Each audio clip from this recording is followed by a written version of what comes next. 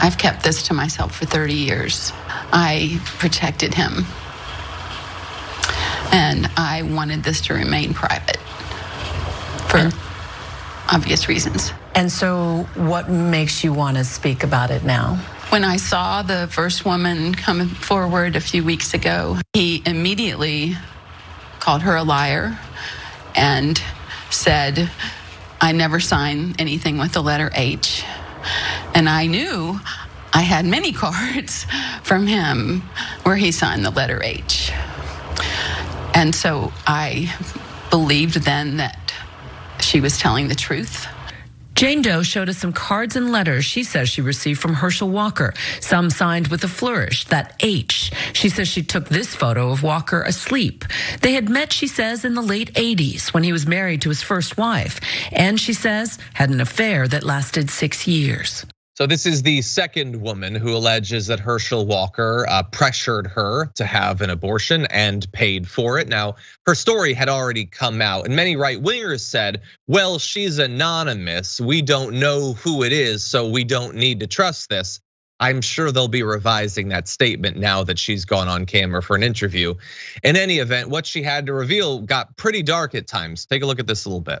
He was very clear that he did not want me to have the child.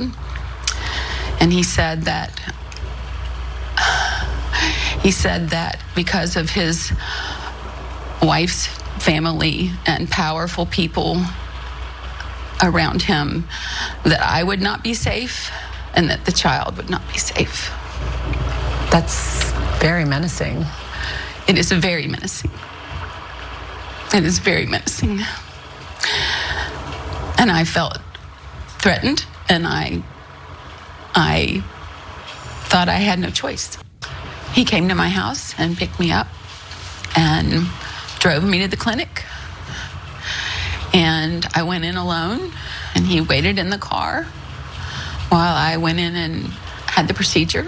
So she has now conducted this interview. I don't believe that her name has actually come out, but she's shown her face, and this is America, and she's accusing a Republican of doing something bad. So her identity will be revealed inside of like a day. And then the next few years of her life are probably gonna be a living hell.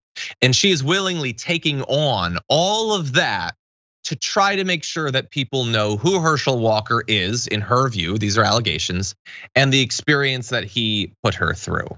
And she's doing all of that, I'm sure knowing on some level that the vast majority of his supporters do not care and will not care. They're not interested in making sure that she's on the record. They're not interested in evidence. They're not interested in his position. They want him in power. They want a Republican to take the seat. And so for her to risk what I'm assuming are tons of death threats and threats of sexual violence and all that, just to try to get what she believes to be the truth out, is incredibly brave. Maz, what do you think? I mean, you're absolutely right. They don't care. It's like when I remember when Trump was running and the tape came out, the Access Hollywood tape came out. I specifically remember being in my hotel room in San Jose, getting ready to go do a show at the San Jose Improv. And when I heard about the tape, I go, oh, it's over. Him criticizing McCain didn't do it. Him going after another military, Gold Star military, that didn't do it. I was like, but when he said that thing about women, it's gonna do it. And it didn't. They don't care. They do not care. The number of women that came forward under Trump and said that he assaulted them, which clearly he's such a douchebag, which we know he clearly does and did. He admitted on the tape that he would do that. Yep. They don't care. So now with Herschel, they don't care. And when I hear this poor lady's story about her experience with him, I realize I used to be a Herschel Walker fan. I used to be a Dallas Cowboys fan back in the day. But when I hear him spew the things that he spews, first of all, listening to this lady tell the story, we realize he's a psychopath. Because on the one hand, he's threatening that you and the kid could be killed. On the other hand, he's writing beautiful birthday cards and sending them to her. I mean, that's a psychopath. That's psychopathic behavior. And secondly, he is just not fit for the position. So when you compare Raphael Warnock to Herschel Walker, and you tell me that they're running neck and neck, my head explodes. Yep. I go, how is this even possible? Like, even if you're a Republican, you got to say, all right, I'm going to vote for a Republican that's sane and or capable of being in this position. He is not. He is Trump 2.0, totally underqualified, totally just going to be there and going, well, if he were to win, all right, what should I vote on? I should say yes on this and no on that. Great. And then the thing, I keep taking it back to this whole thing of the Islamic Republic of Iran.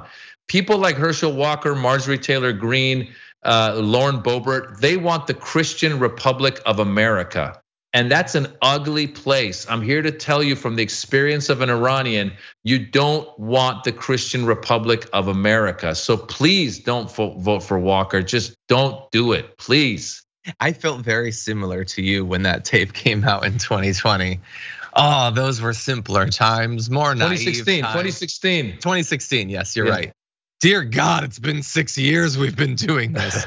But yeah, 100%. And it's the sort of thing, like, it wasn't just that we thought it would be disqualifying. Like, if you're new to politics, I know a lot of people watching this show began watching in 2016 or in 2020 during the pandemic. This sort of thing did used to stop your candidacy. People would drop out or lose because of scandals. That was a thing. And now I wonder, like, did it have to be? Did they have to drop out? If they just chose, no, just nothing matters and nothing matters, God is dead, I can do whatever I want. Like, would they have been fine? Because they certainly seem fine now. Even if you don't believe these allegations, Herschel Walker has told us he held guns to people's heads and considered killing them until the voices in his head told him not to. You shouldn't need any other allegations. His own word is disqualifying. And yet, as Maz points out, he's at most a point or two down. Horrifying times.